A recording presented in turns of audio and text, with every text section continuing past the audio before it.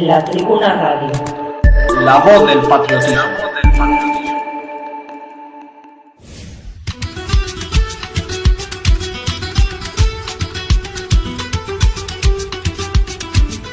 Editorial Tribuna Radio.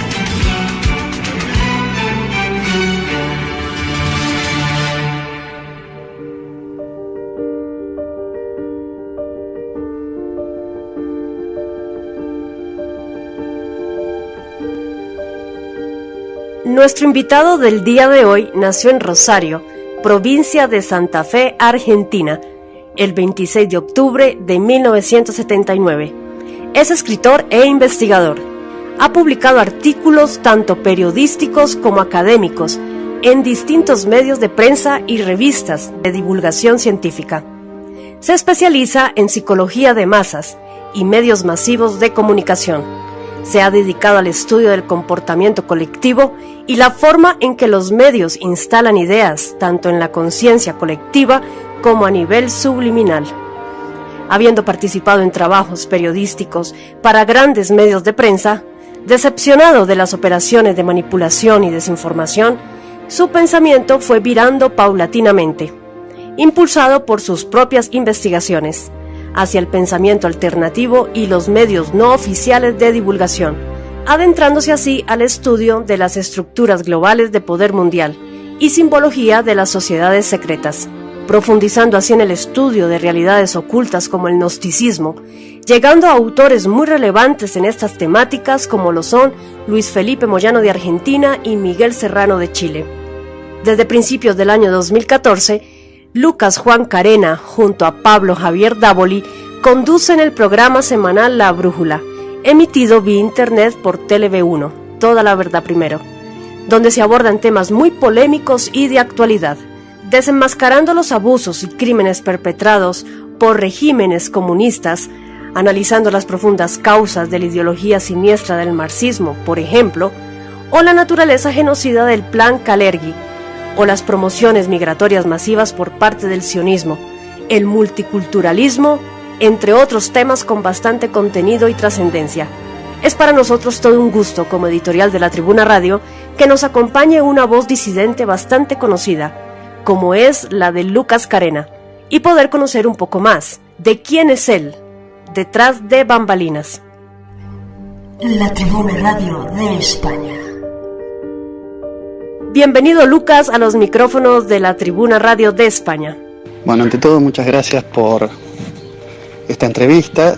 Yo, si tuviera que definirme, me definiría como un nostálgico que se ha declarado hace tiempo en un estado de rebelión contra el mundo moderno. Y eso me ha llevado, esa nostalgia por ciertos valores guerreros del pasado, me ha llevado a toparme con lo que es la tradición perenne y a dar con la lectura y el estudio de autores de la talla de Giulio Cébola, René Guénon o Attilio Mordini. Y efectivamente, en esta búsqueda de la tradición me he topado con obras de cuño más esotérico, como puede ser la obra del chileno Miguel Serrano Fernández o también del argentino, rosarino él, Luis Felipe Moyano Cires. Sí, las he estudiado en profundidad. Así que me defino como un nostálgico, como alguien que quiere recuperar los valores guerreros y gibelinos en un mundo decadente, ¿no? En un occidente decadente. ¿Quién es Lucas Carena y cuál es su trayectoria gnóstica o esotérica y disidente? Bueno, te agradezco esta primera pregunta porque si me tuviera que definir es como un nostálgico que se pone en las antípodas del proyecto mismo de la modernidad. Y esta nostalgia que me declara a mí mismo en una situación de enfrentamiento con el proyecto en su conjunto del derrotero moderno, me convierte indudablemente en una voz que podemos decir está en eso que se dice que es la disidencia, del lado de la disidencia. Pero quiero aclarar que la disidencia, en mi caso, por lo menos así lo entiendo yo, no es una búsqueda de la voz discordante por la voz discordante misma. De hecho, yo me opongo y detecto muchas veces a periodistas que por mera egolatría y buscando hacerse ver, buscan nadar contra la corriente, generando para sí mismos, intentando generar para sí mismos un efecto halo que les permita destacarse, victimizarse ante el monstruo de la censura, de la persecución, y con esto hacer un trampolín en su carrera periodística.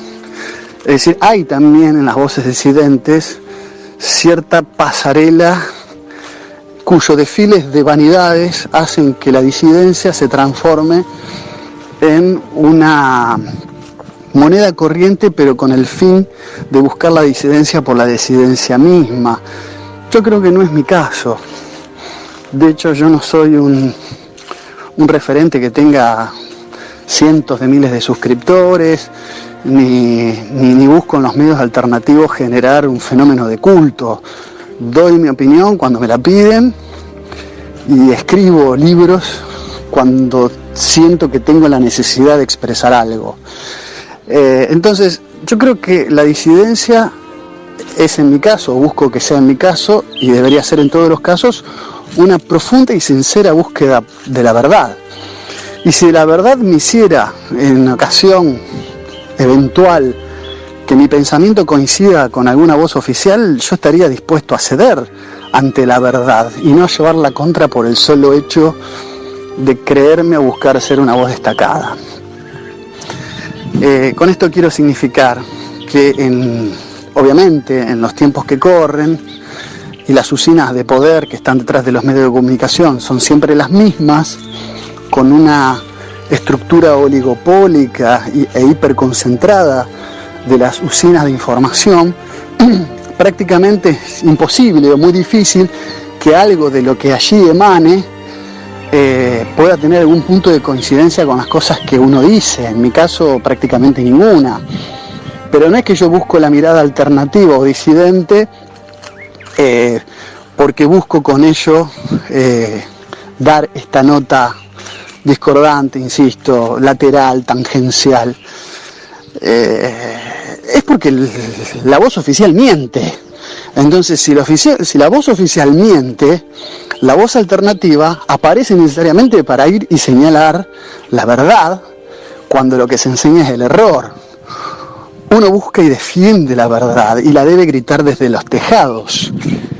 Esa concepción de la verdad es la que a uno le impulsa, sin importar las consecuencias, a señalar al rey desnudo, a decir la verdad, incluso en un estado de aislamiento, de soledad, de persecución, de linchamiento y de censura, haciendo de esto uso del ímpetu del guerrero que a nada teme.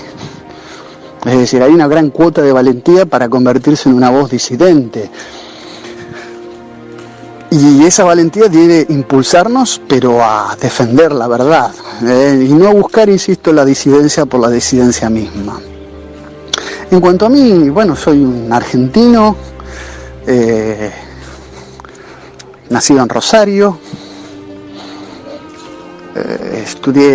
me licencié en Ciencias de la Comunicación, tengo estudios en Ciencia Política, tengo una maestría en Diseños de Estrategia de Comunicación, y siempre me ha preocupado el tema de la guerra psicológica. De hecho, tenemos un libro en coautoría con Pablo Davoli que se llama La guerra invisible, acción psicológica y revolución cultural.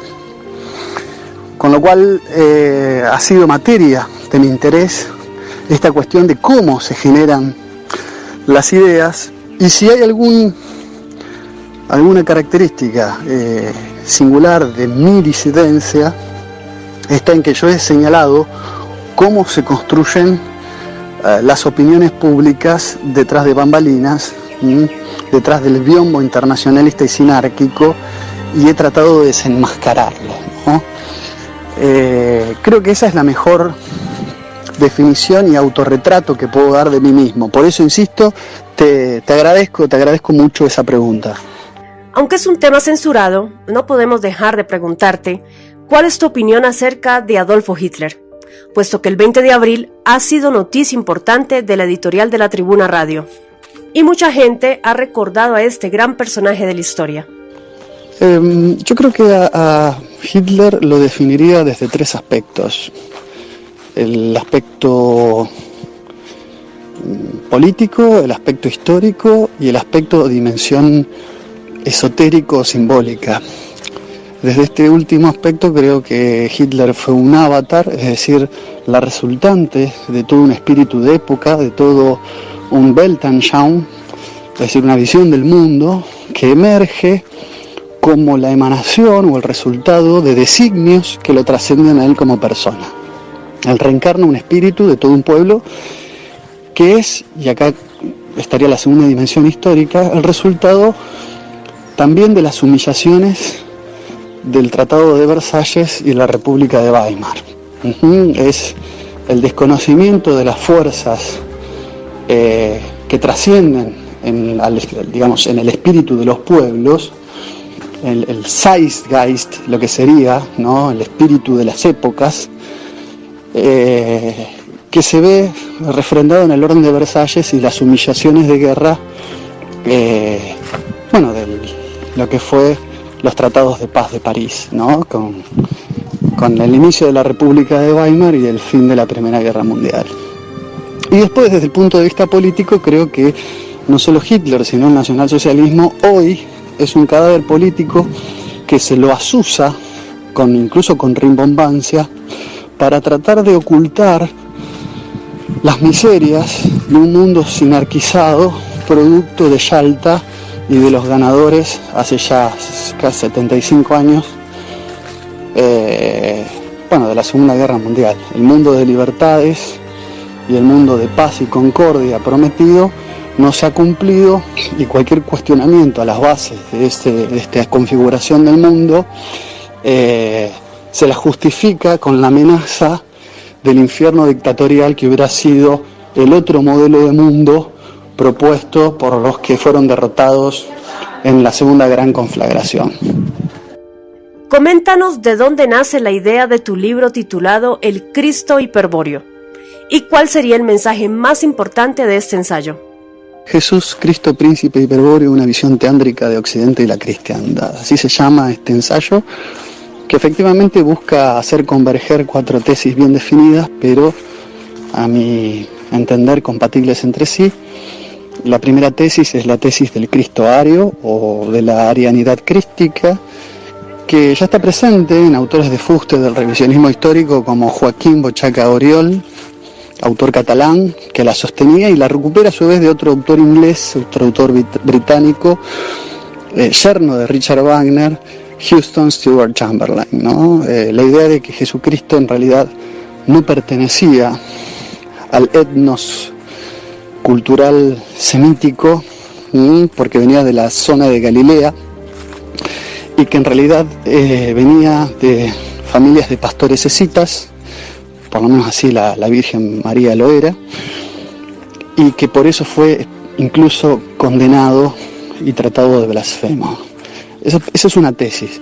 La otra tesis que converge en este libro es la lucha intestina en el interior de la cristiandad entre la facción güelfa, los Welf y los Ghibellino, de la familia de los Hohenstaufen, ¿no?, del castillo de Baiblingen, en su disputa por la autoridad papal versus la autoridad imperial del Sacro Imperio Romano Germánico, ¿no? En una pervivía el judeo-cristianismo y en la otra el heleno-cristianismo, y se enfrentaron. La batalla más emblemática es la batalla de la colina de Montaperti, pero bueno, un poco el libro lo que hace es decir que la decadencia un poco del cristianismo y la cristiandad es con la imposición de la concepción güelfa, judeo-cristiana, del Dios distante, del Dios creador, sobre la concepción heleno-cristiana del Dios hombre, ¿no?, y del guerrero elevado que perviven en la tradición gibelina. Y bueno, acá aparece la tercera tesis, que es la de Carlos Alberto Di Sandro, por lo menos recuperada por este filólogo argentino, de la idea del teandrismo, del Dios que se hace hombre, que es propio y original de un cristianismo con raigambres occidentales, ¿no? Y la cuarta tesis es la de la sabiduría hiperbórea propiamente dicha, de las gnosis enfrentadas, una con Acerbo en el Valle del Nilo, que podríamos decir la tradición semítica, que se ve en la gnosis de la Cábala, y la otra, la tradición hiperbórea, que significa más allá del dios del viento del norte, hiperbóreas, que se aloja en el Valle del Indo, y por eso se habla de tradición indoaria o indoeuropea. Esas son las cuatro tesis que convergen en este libro para el disfrute de muchos y para el disgusto de otros. Así que bueno, eso es un poco la síntesis de lo que se trata en el libro. ¿Cuál es el origen del excelente programa La Brújula, el cual tú conduces junto a Pablo Davoli? ¿Vamos a seguir disfrutando de más programas en este segundo ciclo? El origen de La Brújula se remonta al año 2014 y no es otra cosa que la ocurrencia de dejar un registro de las charlas de café, de las conversaciones de bar que teníamos con Pablo Davoli acerca de determinados temas culturales, históricos, políticos, ¿no? de la actualidad, ¿no? y también pretéritos de antaño. Y bueno, decidimos que lo que intercambiábamos podría llegar a hacer partícipe a otros, y al principio veíamos cuáles eran las ventanas más adecuadas para expresar nuestras ideas, y desde luego Tele1 se convirtió en la plataforma más adecuada para hacerlo, y desde ahí, bueno, lo hicimos de manera ininterrumpida hasta el año 2017, momento en el cual hicimos un parate, y ahora estamos haciendo el programa nuevamente, pero desde nuestro propio canal de YouTube, ¿no? De La Brújula, programa de televisión. Y lo hacemos con gusto, ¿no? Lo hacemos con gusto y de manera descontracturada, digamos. Es una charla de amigos en el que participamos a otros de lo que allí analizamos y discutimos. Eso es La Brújula. ¿Cuál es la lectura de Lucas Carena respecto a la crisis mundial que estamos viviendo con el COVID-19? Bueno, yo en un principio, respecto de todo este proceso que estamos viviendo, tomé una postura de extrema prudencia, porque al no ser yo médico o no estar formado en las ciencias médicas o en las ciencias que deberían afrontar una posición, incluso crítica, pero dentro de las ciencias médicas sobre lo que estamos viviendo, hacía que yo tenga que ser coherente con mi propio pensamiento, de darle a cada campo del saber el lugar que corresponde de acuerdo a la problemática que debe atenderse. Entonces yo, formado en ciencias políticas y ciencias de la comunicación, traté de ser prudente en un comienzo, de no llamar a la gente a violentar las disposiciones que desde los centros sanitarios se estaba pidiendo, pero sí a tener sentido crítico, ¿no? Y dado que conozco lo que es la Organización Mundial de la Salud como brazo ejecutor de la ONU, de la Organización de las Naciones Unidas, siempre fui muy crítico, sobre todo con el tratamiento mediático.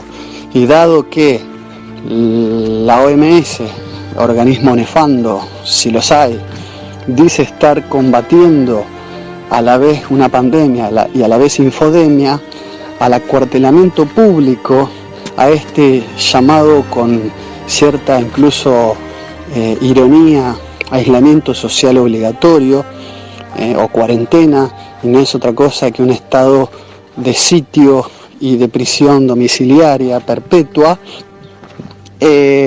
también se están empezando a restringir, con esto de la infodemia, las libertades individuales de expresión y de sentido crítico. Entonces, no solamente se atenta contra las libertades ambulatorias de los ciudadanos, sino que estas medidas que se han tomado atentan con la libertad de investigar incluso de hacer publicidad de las propias opiniones que hay acerca del origen de toda esta situación caótica. Mi posición personal es que la guerra psicológica existe, pero como consecuencia de un virus real, no de una construcción simplemente fraguada en los medios de comunicación. Creo que el fenómeno como tal pandémico existe, pero que también es producto del artificio, con lo cual, siguiendo los lineamientos de la teoría del caos controlado de Stephen Mann, creo que se ha generado una modificación genética de un virus para con eso poder generar un estado de pánico generalizado, de parálisis o ataraxia masiva, y luego con ello,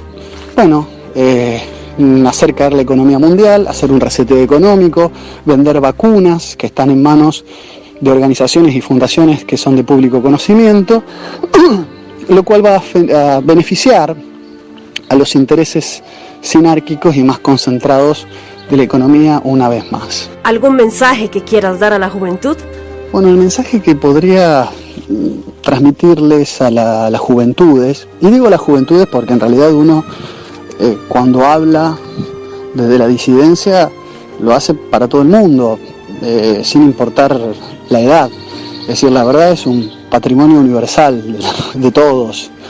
Pero cuando uno se dirige a las juventudes es porque generalmente considera que son los jóvenes los que, portadores ellos de una cuota siempre de futuro, tienen la misión, o por lo menos están destinados a ser los edificadores y los constructores de una sociedad en lo posible mejor y distinta. Entonces uno principalmente le habla a ellos. Y creo que el mensaje que le puedo dar a los jóvenes es que es hacerse la pregunta por el sentido. ¿Qué sentido ha arrojado al mundo esta modernidad que les ha dicho que era mejor que lo anterior, adjudicándose a sí misma, es decir, autoadjudicándose ser superadora de los tiempos premodernos? Quiero decir, la generación de nuestros padres, que creía todavía que contaba con un espíritu reformador o incluso transformador, como pueden ser las generaciones de jóvenes que sucumbieron,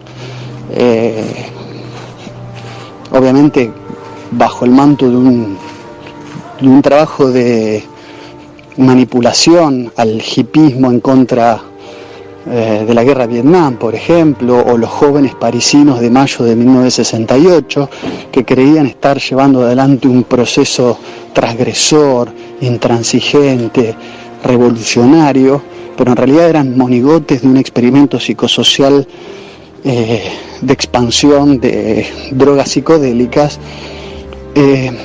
Hoy las juventudes del día de hoy, hijos de aquellas generaciones, ya no tienen la ingenuidad de creer que son jóvenes con capacidad transformadora. Hoy ya no vivimos aquellas épocas donde se creía todavía que había un camino de transformación y del que podíamos ser protagonistas de esa transformación.